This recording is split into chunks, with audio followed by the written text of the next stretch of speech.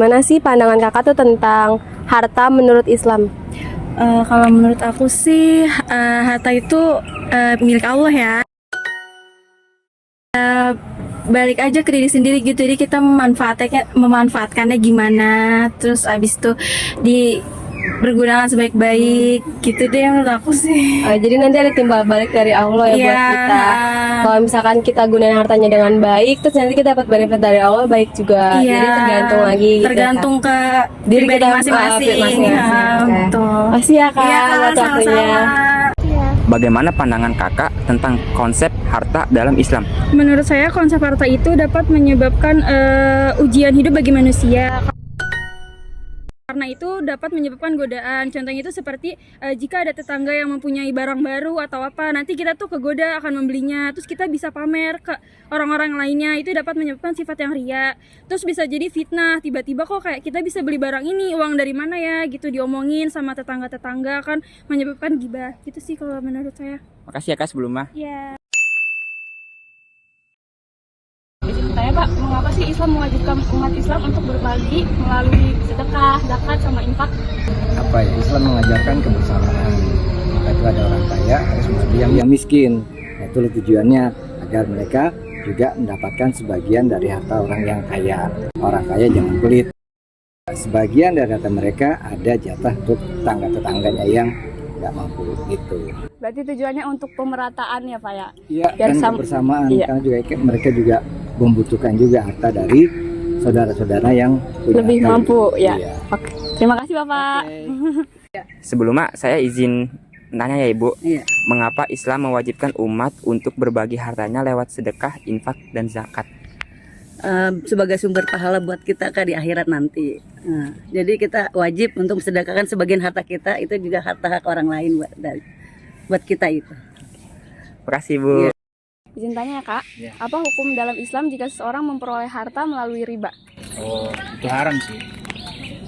Jadi kita dianjurkan untuk mencari rezeki yang halal ya, walaupun pekerjaannya contohnya jadi bersih-bersih atau cleaning service, ketimbang kita mencari uang yang selama ini kalau diikuti mudah ya melalui kayak judi online gitu atau web online yang mengarah ke arah perjudian, yaitu diharamkan. Jadi itu riba juga sih. Jadi nanti akan berdampak ke depan, masa depannya. Baik anak, istri juga akan terdampak dari hasil uang riba itu sih.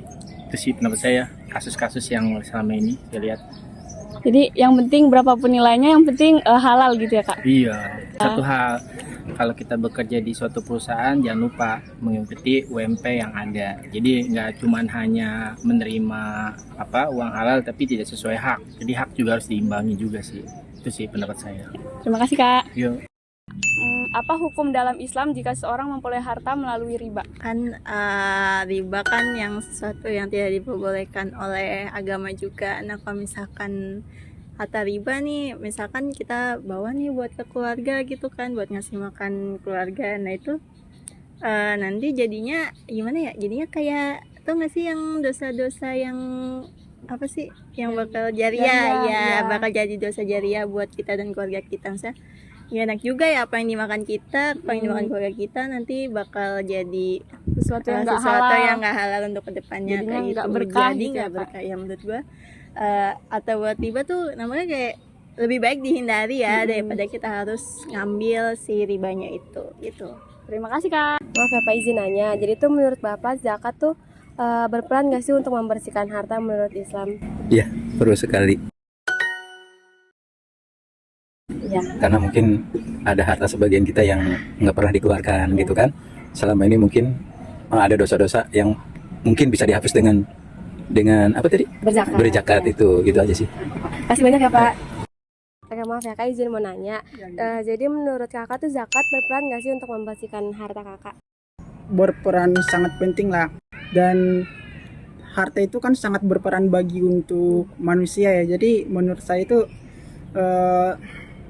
sangat penting untuk di dalam kebutuhan sehari-hari, bagaimana kita mengelola kebutuhan sehari-hari. Misalnya kita butuh yang namanya zakat untuk dapat mengetahui mana yang dapat kita yang lakukan untuk jalan yang lebih baik, dan untuk menghindari segala konflik yang ada di sekitar kita gitu. Iya, benar sekali. Oke, makasih banyak ya Kak untuk jawabannya. Aku izin nanya Bapak, dari pandangan Bapak, apa perbedaan antara harta halal dan harta haram menurut Islam?